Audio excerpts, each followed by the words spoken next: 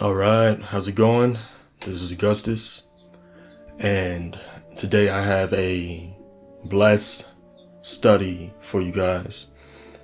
Today I want to deal with something that we often seek for, but very seldom really grasp.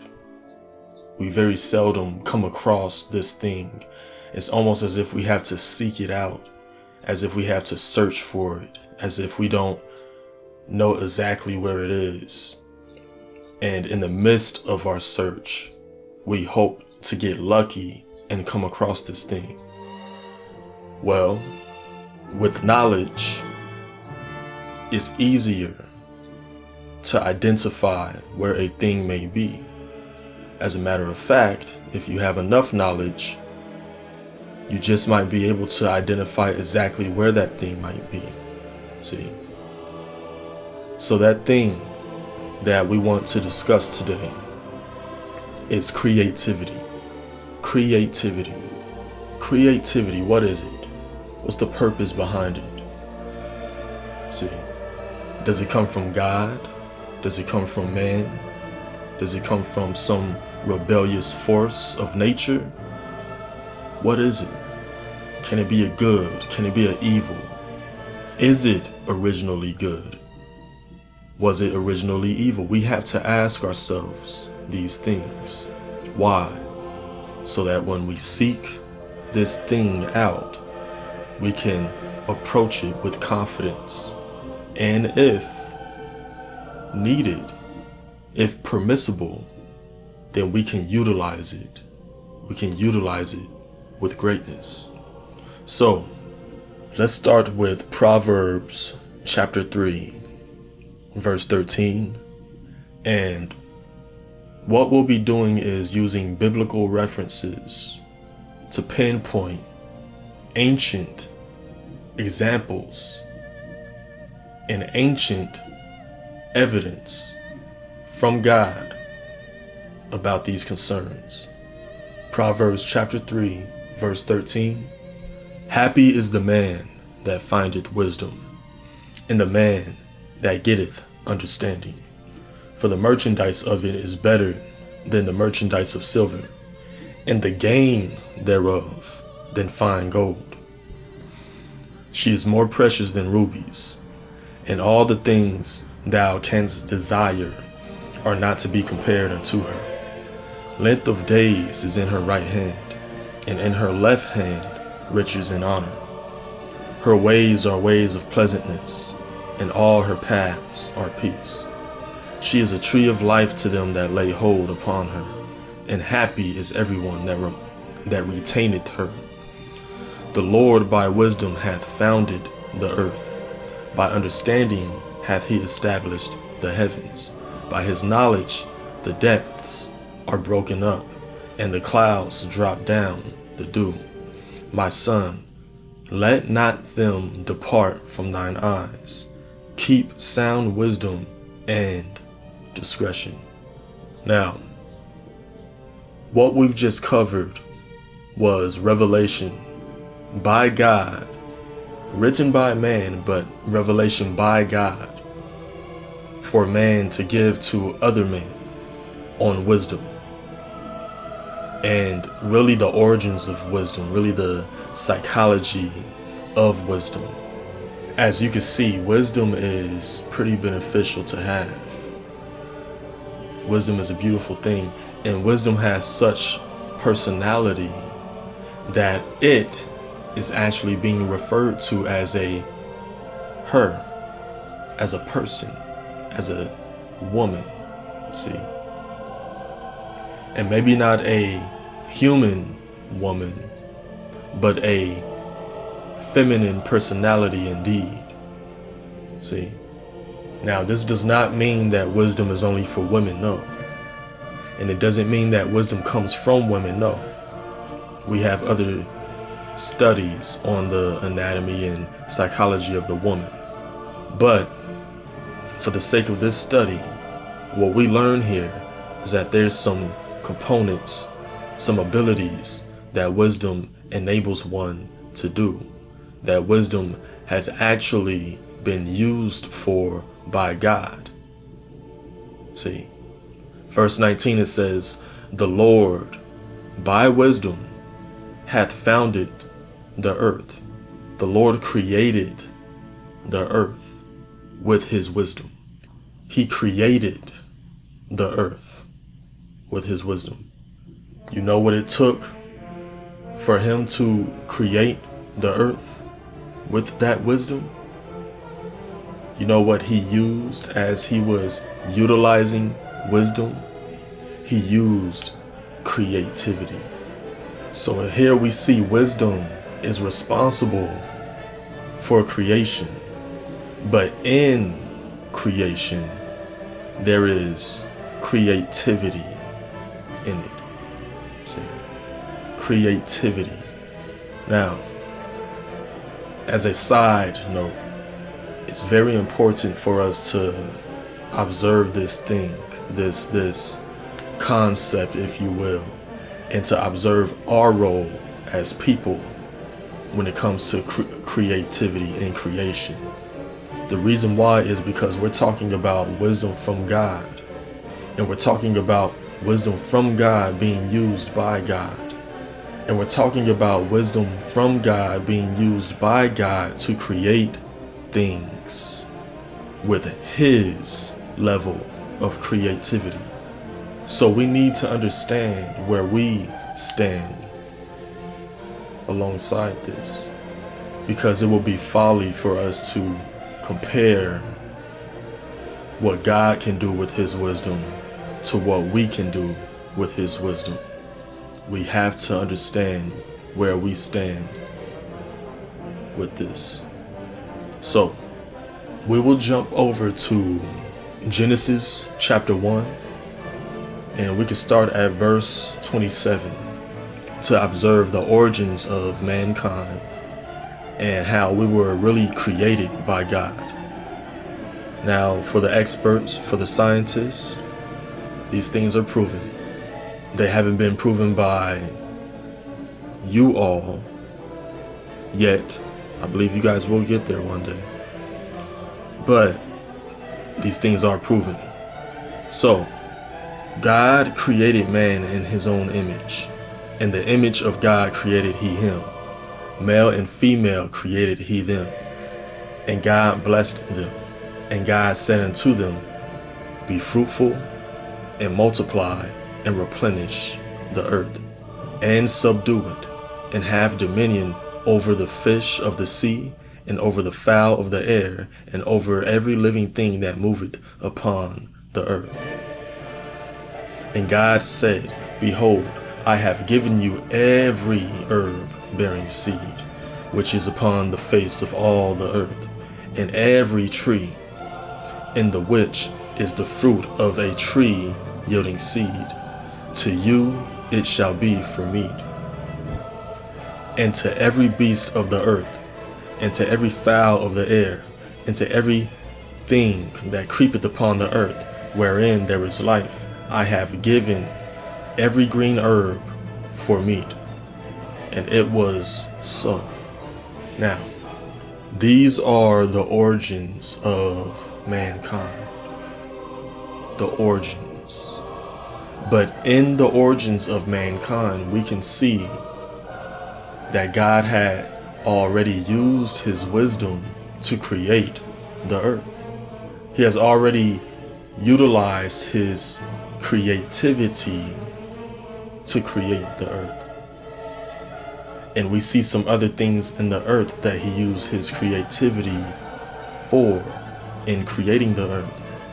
The grass, the herbs, the trees, the fruit that comes from the trees, the animals, every form of creeping thing, or insects rather, everything in the sea. The sea, this is God using his creativity for his creation.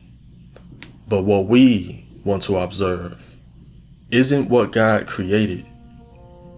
We want to observe what God told mankind to do.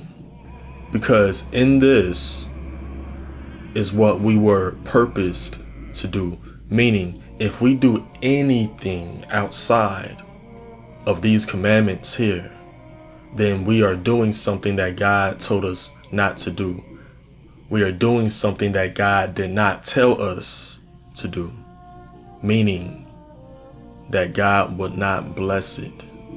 Now, let's go back to verse 28 and let's see what God told us to do. And God blessed them and said unto them, be fruitful. Okay, what does that mean? Being fruitful means to be productive. To be productive. Productive in the things that I have given you dominion over. See, that's what he was saying to them.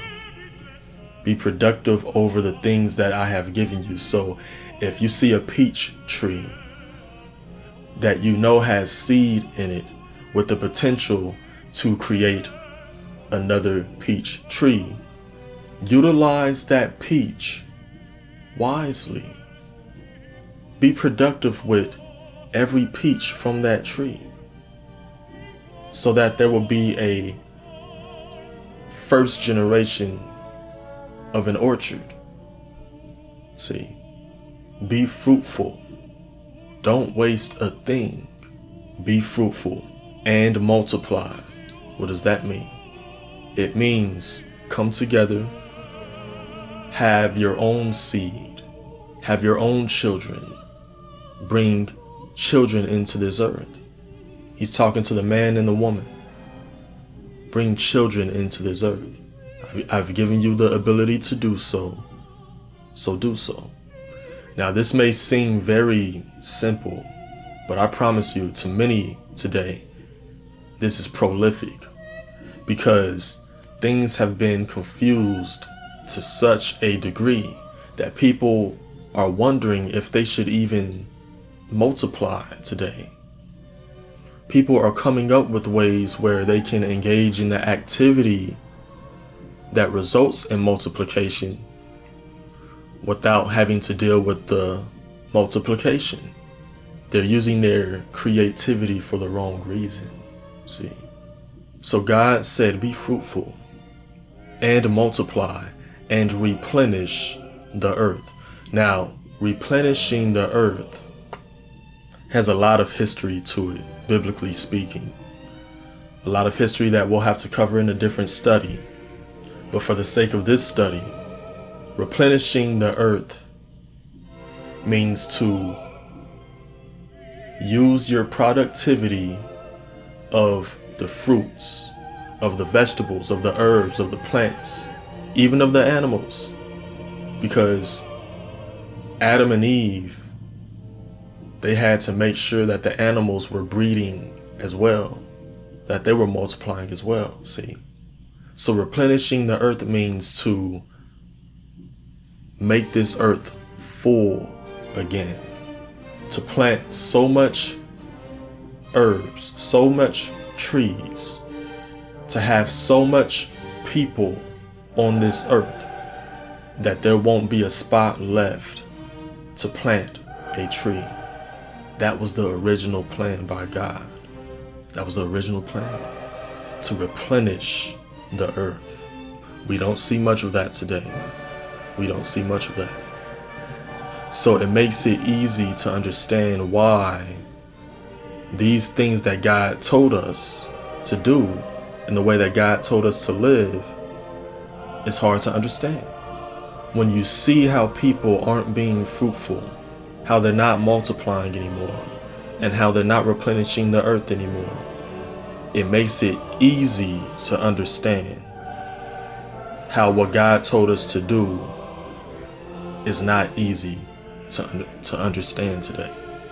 And then God said to subdue it. Now, in saying subdue it, he briefly explains what he means by saying subdue it. He says, subdue it, and have dominion over the fish of the sea, and over the fowl of the air, and over every living thing that moveth upon the earth. That's how you subdue this earth. You have dominion over everything under you as mankind.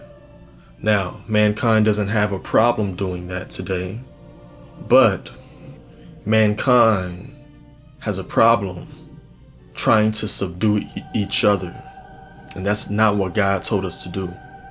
He said, subdue this earth and everything that is under you on this earth. Everything that answers to you, everything that was created for you, that's what you're here to subdue. God made us kings and queens over the things of the earth. And I promise you, if you find a seed and you approach it like a king or a queen, if you find two animals of the same breed but of different genders, and you approach them as a king or a queen, and you allow them to do what God has created them to do, before you know it, you will be living on this earth like a king or like a queen. All it takes is one apple seed to plant an orchard. It takes work to maintain it, but it's only one seed, which is absolutely, positively, 100% free. The animals, in all essence, they're free. Man has no right putting a price on an animal that they haven't had watch over, that no one has claimed as their own. Why? Because God created those animals for you.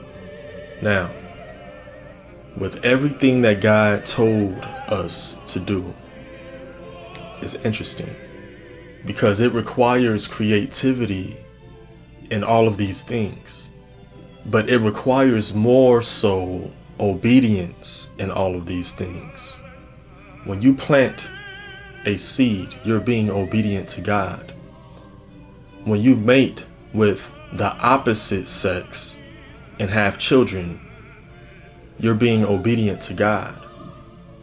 When you replenish the earth with your productivity and you populate the earth, not depopulate, when you populate the earth, you're being obedient to God. And when you take dominion over the fish, over the land animals, over the air animals that may attempt to interfere, you're being obedient to God. Creativity is needed to plant seeds, is needed to breed animals. Animals have their own personality, just like plants.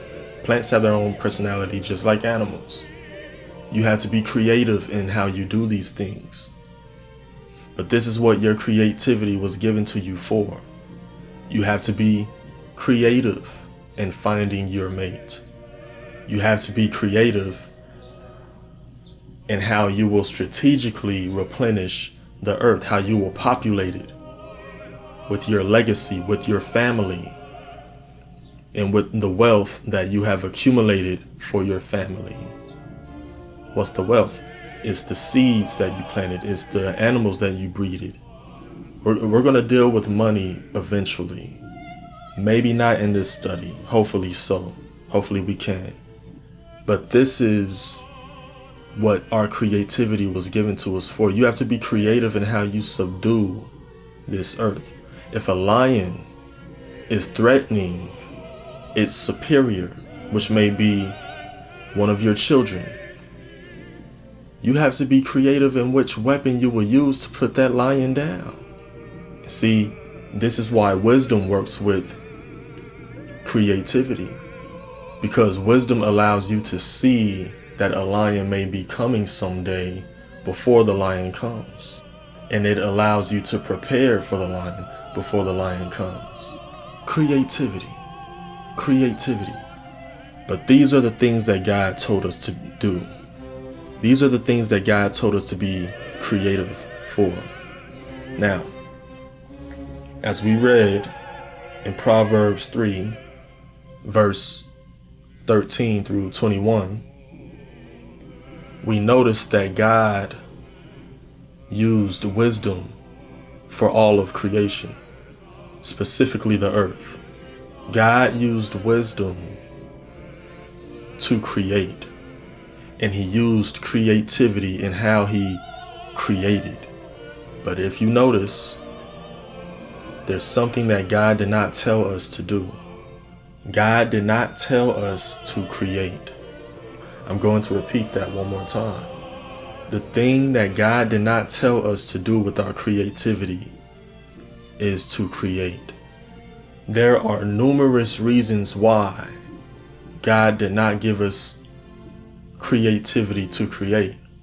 But one reason that we can definitely agree on, that we could definitely take from this and act on, is the fact that everything that we would ever need to be created has already been created.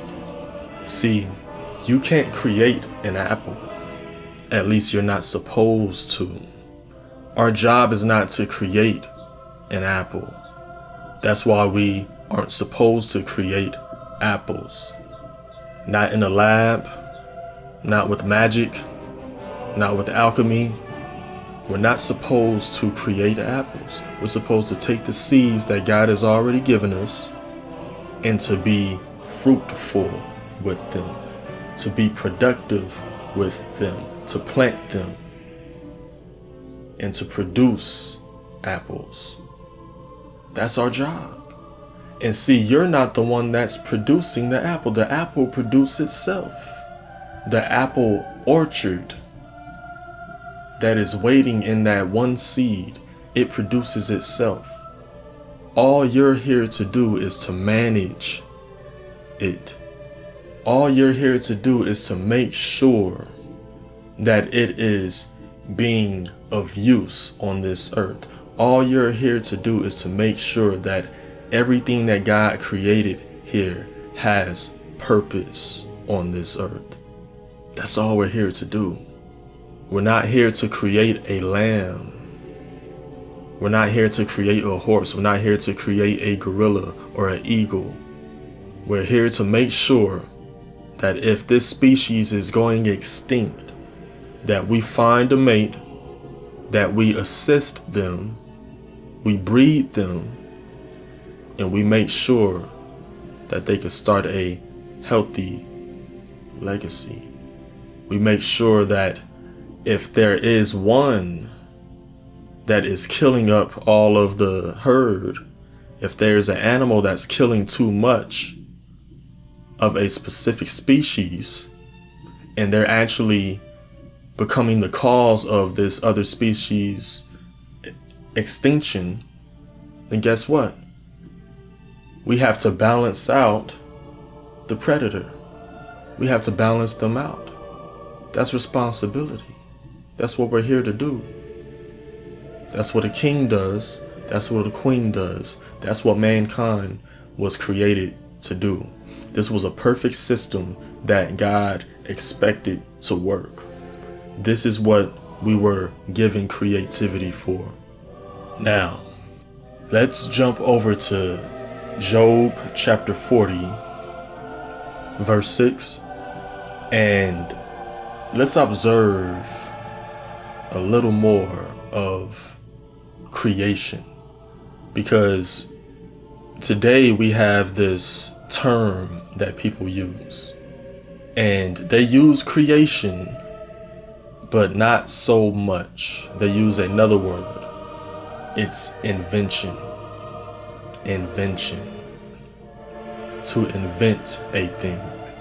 To invent a thing is almost like to invite a thing into existence. To invent a thing. To invite a thing into existence. That's what invention is. Now, many people that come up with inventions, they have to become creative in order to do so. The problem is, many today aren't using their creativity to invent things. They're using their creativity to create things. Mind you, we just covered This is what we're not supposed to do. We're not supposed to create.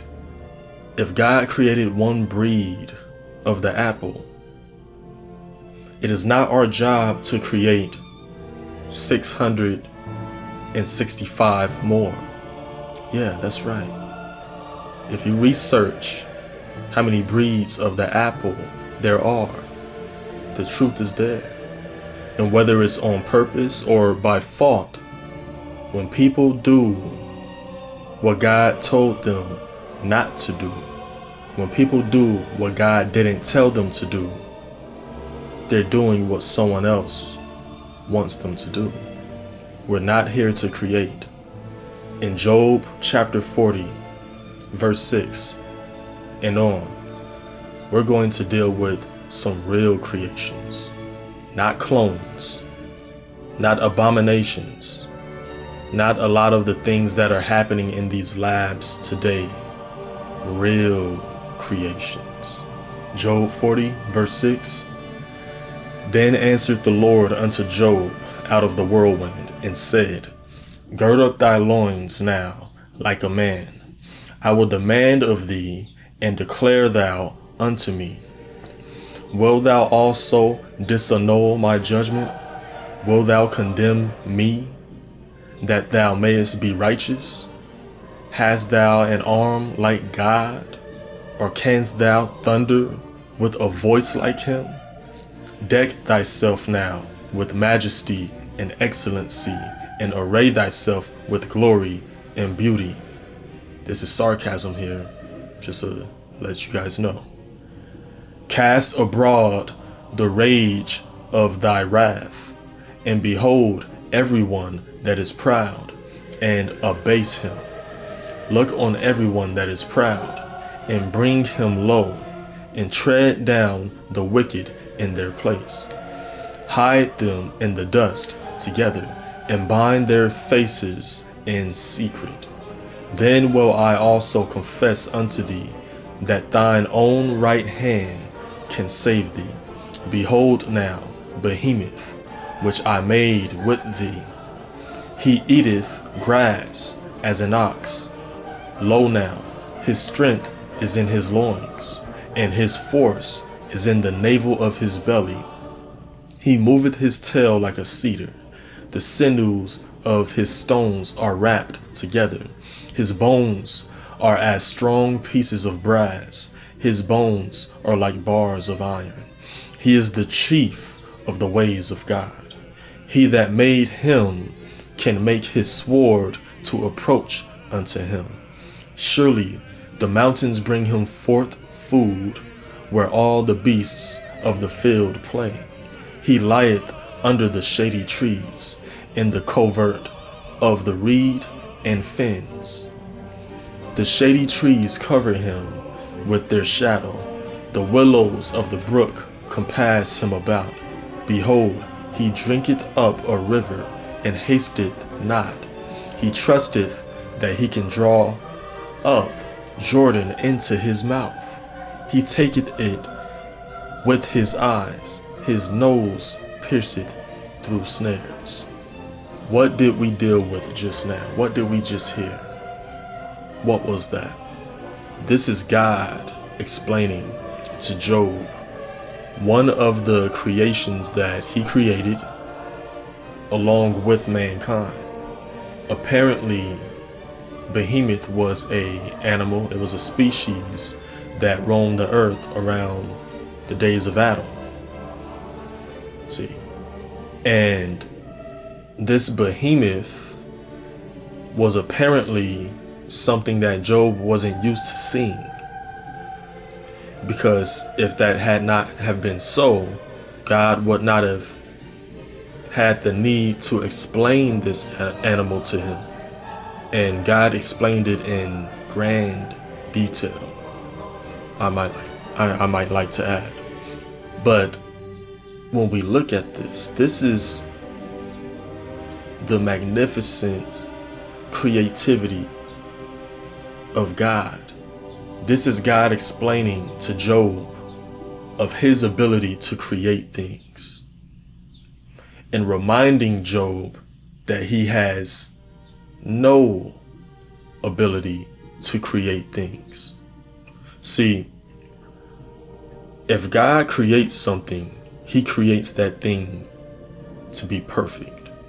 That means that it can breed with its own, in sync, and with no imperfection, no mutations. See, if he creates a species, he creates this species to be able to dwell and to survive and to strive within the atmosphere that he created it for. But if man attempts to create a thing and becomes successful in their mind, it will be far from perfect every time. The cloning process. Many have faith in the cloning process. It is despicable.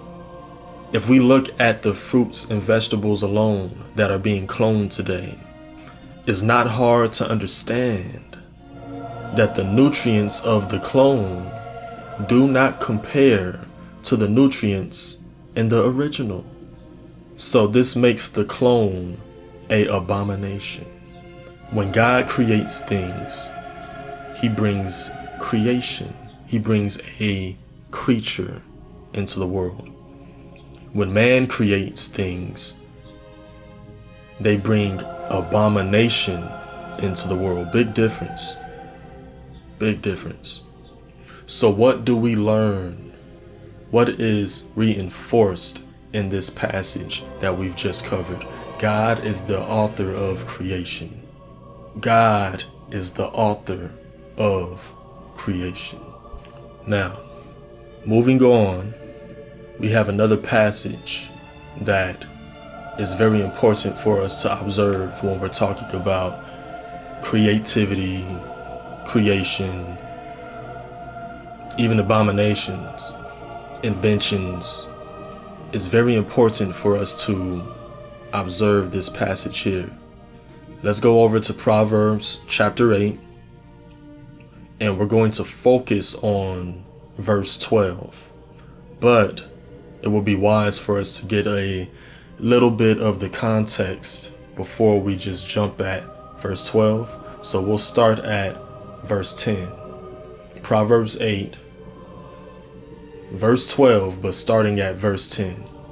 Verse 10, receive my instruction, and not silver, and knowledge rather than choice gold. For wisdom is better than rubies, and all the things that may be desired are not to be compared to it. I, wisdom, dwell with prudence, and find out knowledge of witty inventions. I, wisdom, dwell with prudence, and find out knowledge of witty inventions. What does this tell us? Wisdom with prudence or determination leads to creativity. Wisdom with determination leads to creativity. So if you gain wisdom concerning a matter and you use determination concerning the wisdom that you have on this matter, it will lead to you getting the knowledge that you need for witty inventions, for creativity.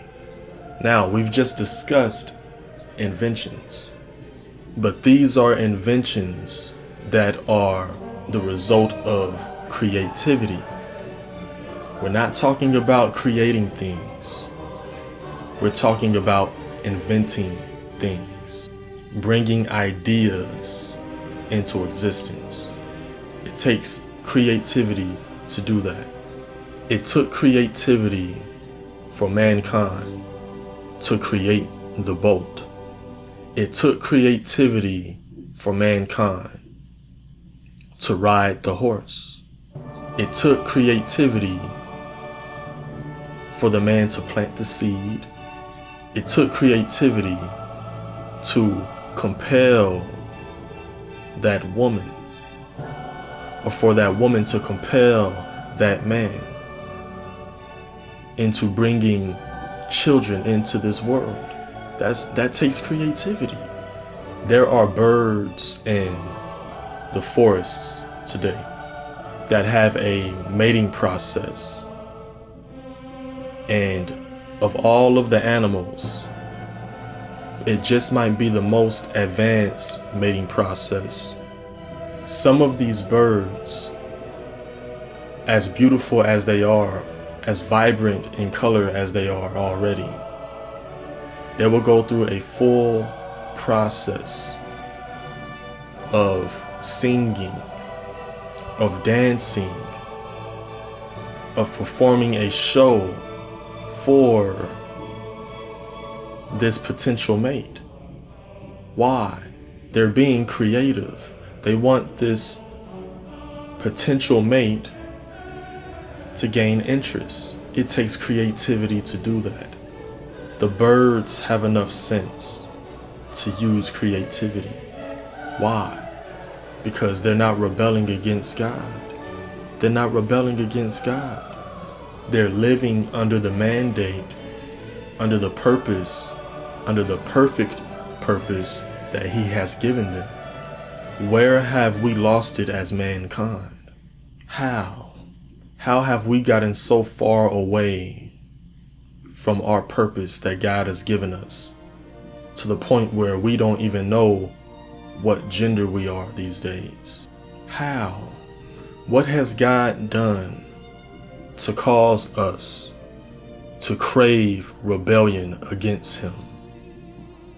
What has God done to us to cause us to want to go against everything that He has created? What has God done to us to make us undermine everything that He has done for us?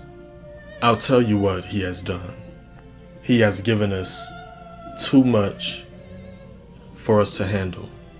God has given mankind too much to handle. Now, is this a fault? No. God did it, so it's right.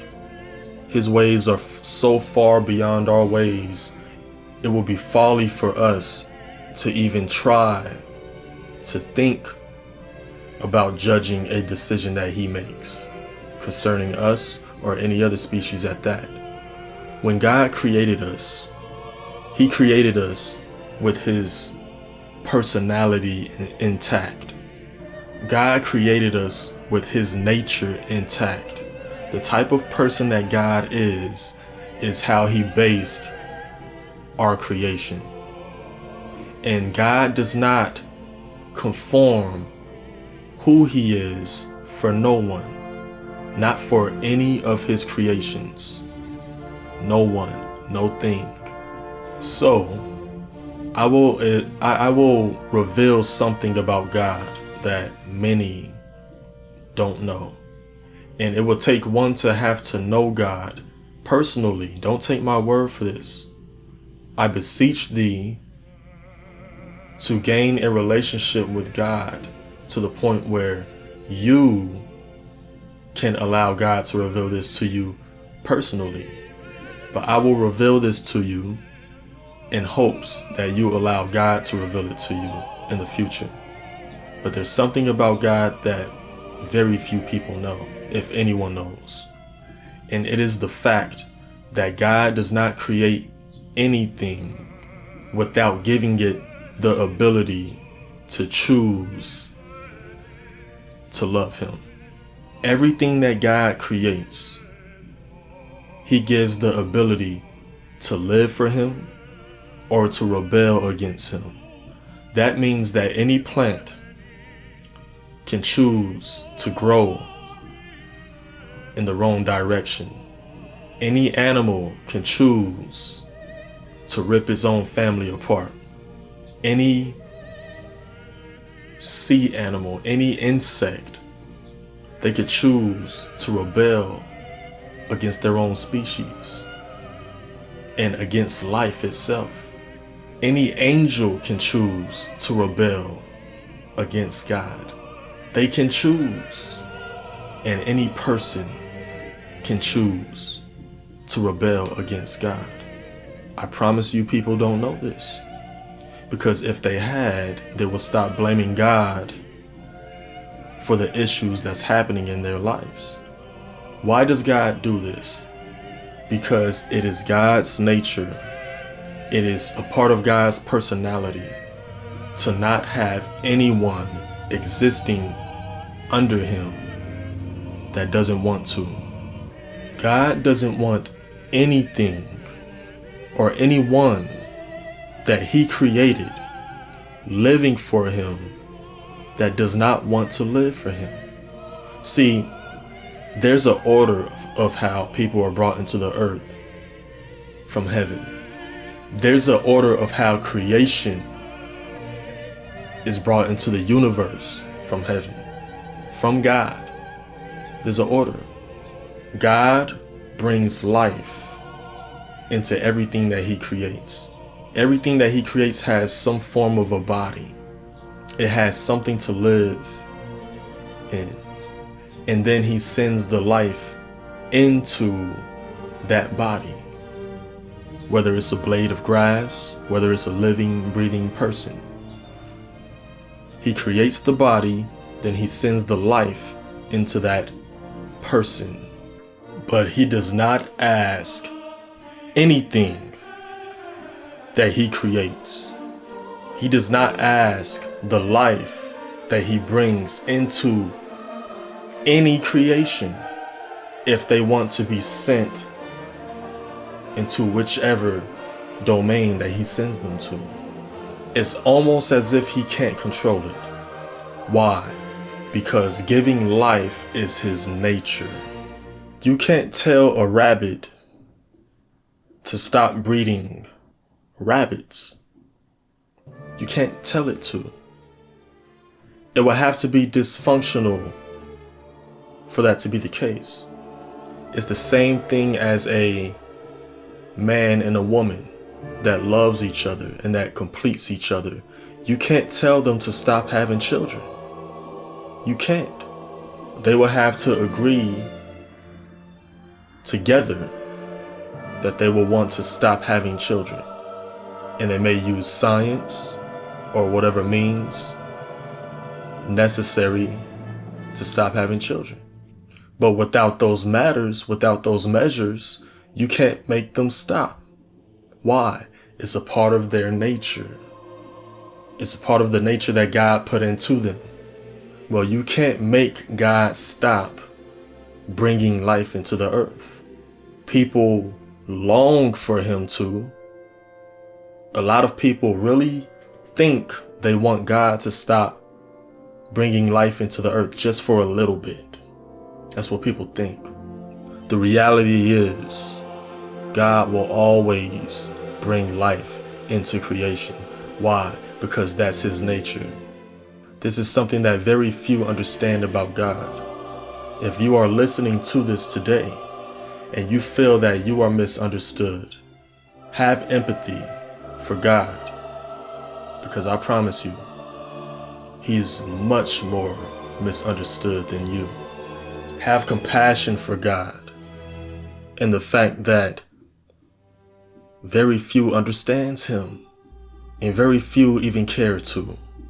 It is to the point where we don't even understand why he has given us things like creativity. He did not give it to us to hurt each other. He did not give it to us for us to subdue each other. He gave it to us so that we could simply be fruitful, multiply, replenish this earth, and subdue it. Not each other, to subdue this earth. And he has given us such a responsibility to do so that is not limited to the creation on the earth. It's not limited. If there's anything that's not from the earth, anything that's not earthly, it's our job to subdue those things as well. If they're on this precious planet, if they're on our precious earth, and they are challenging us for it, it's our job to subdue this earth. Whether it's any angel that attempts to rebel against God, any angel that attempts to rebel against this earth. God is so serious about us subduing this earth that he has actually given us the authority if we follow him. He's given us the authority to subdue any angel that rebels, any demon that rebels, any departed spirit that rebels. If you follow God, if you live for God, not the way that you want to live for God, no, the way that he wants you to live for him, he's giving you the authority to subdue that person, that thing. We are not to subdue mankind. We are to work together. But in any other thing that tries to rebel against this precious earth, against God's precious plan, against God, he's given us the responsibility of subduing it. This is why people could have issues like anxiety and depression and ADD and bipolar disorder and insecurities and fear and pain. This is why people could have issues like this that are actually being enforced on them, being inflicted on them by foul spirits, and God won't lift a finger for that person. Why? Because God has given you the authority to take charge over that thing. All you need to do is go to him and figure out how you can use that authority. How do you go to God? You go to him by his word. We've just covered his word. I promise you, many of you out there, you're dealing with insecurities. You're dealing with anxiety. You're dealing with insecurities that are actually stopping you from being creative in a specific area that God is pumping into your heart. God has given many of you guys desires and passions that he is pumping into your heart as your heart is pumping blood through your veins. But there is a force out there that is pumping insecurity into your mind. Many of you pumping fear into your mind, giving you a bipolar disorder so that you can't have you won't have a functional mentality or personality in order to carry on a job, to carry out that passion, to carry out that craft, that work. Many of you have a foul spirit that's stopping you from doing what God is placing so rigorously into your heart to do. Many of you. God has given everyone the creativity that they need to work on that art that they love and to turn it into a skill and then to turn it into their ministry to help people with it. God has given all of you, all of us, the creativity that we need for this. We don't have to learn creativity. We don't have to gain it. It's in you. The creativity comes with the desire. The creativity comes with the assignment. Adam and Eve, the man and the woman, the first man and the woman in the garden that we've discussed in Genesis, God put it in them to be gardeners, to be cattle breeders, to breed cattle. God put it in them to do those things. So when they actually engaged in that work, they got a strong sensation from doing so. Why? That's what they were sent here to do. But some of you are here to be artists. Some of you are here to be singers. Some of you are here to be factory workers. Some of you are here to be business owners. Some of you are here to be orators as myself. And God is pumping this into you, pumping it into your heart. But it was already in you before he even created you. He doesn't expect you to gain creativity. The creativity is already there. All you have to do is refine your talent, to refine your skill in it.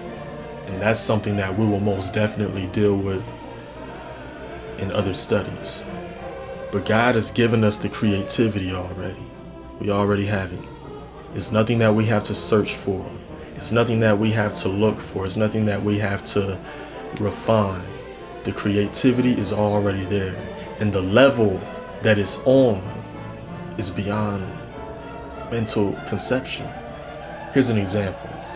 If you give a sculptor a marble block, a block that is as tall as them, and you tell them to be creative with it, to do what they are meant to do with this marble block, and they chisel the most beautiful piece out of this marble block. And the people that provided the block, by the time this sculpture is done, they're in awe. They say, wow, this is really amazing. We could have never done anything like this ourselves. But we were looking for something a little taller, something a little more wider. The right answer for that sculptor is to say, well, I could have gotten more creative with this, but you didn't give me enough block. You didn't give me enough marble to do that. I could only be as creative as the platform that you give me. Many of you are creative on a level beyond human conception, but you have a platform that is so small that very few could even recognize your creativity. See, when God created the man and the woman, He didn't give them a small yard to work with. He didn't say, I want you to replenish this yard. Let me see how you work with this yard first. Be fruitful with this yard. Replenish this yard. And you know what? Have children and raise the children in this yard. Let the fruit, let the tree give shelter. Let the fruit from the tree feed your family. And just play with this yard. Let me see how you do with this yard. No, God knew the level of creativity that He put into the man and the woman. So He gave them the world. And He gave them the assignment of replenishing the entire world, of populating the entire world with agriculture, with cattle, and with mankind. And some may say, well, what would have happened if they succeeded? God would have gave them another world. It's that simple. They say when a woman or a female, when she's a child, they say she develops over 2 million eggs. 2 million when she's a child. And when she gets older, it decreases. They say each male produces 1 million sperm a day. God has something in mind. God had something planned with Adam and Eve, with the original man and the original woman. I believe before the fall of man that the woman continued to have that number of eggs and probably had more in that time. Eve probably had more eggs at that time. And mind you, there was no pain to giving birth in those days. Not until the fall. That means that birth could have been done at a much more rapid rate. God had something in mind. God intended for us to populate this entire earth. God had faith that Adam and Eve would use their creativity and find a way to replenish, to populate this entire earth with their productivity of the seeds that they sow, with the cattle that they breed, to the point where there would not be room enough to step another foot. We're talking a planet with so many people, you can't go anywhere that's desolate. There's no desolate place on the earth. Imagine that. The population of the entire earth probably would have depended on 3 generations, 7 at the most. This was God's original plan. That is creativity on a level that many of us, if not all of us, can't even conceptualize. We can understand it, but it's hard to visualize it. It's hard to picture that. A world with that level of perfection. A world that was subdued under one man and one woman with that level of creativity. Well, guess what? That's the level of creativity that you have in you right now. God didn't give you a yard to play with. He gave you the world. It's up to you to make yourself a platform to where you can allow your creativity to shine. And the best way to do so is to do so under God. To do so as unto God, giving glory to God. When people try to do it on their own, they make mistakes. They have insecurities. They have fears. They have doubts. They hurt people. And then they hurt based on the hurt people. But when you do what God has created you to do, under God and as unto God, the world is your playground. And the rate of your creativity, the rate of your productivity is unmatched. The world is yours because God said so. He gave it to you. He gave it to you so you can use your God-given creativity. Love you guys. Stay wise.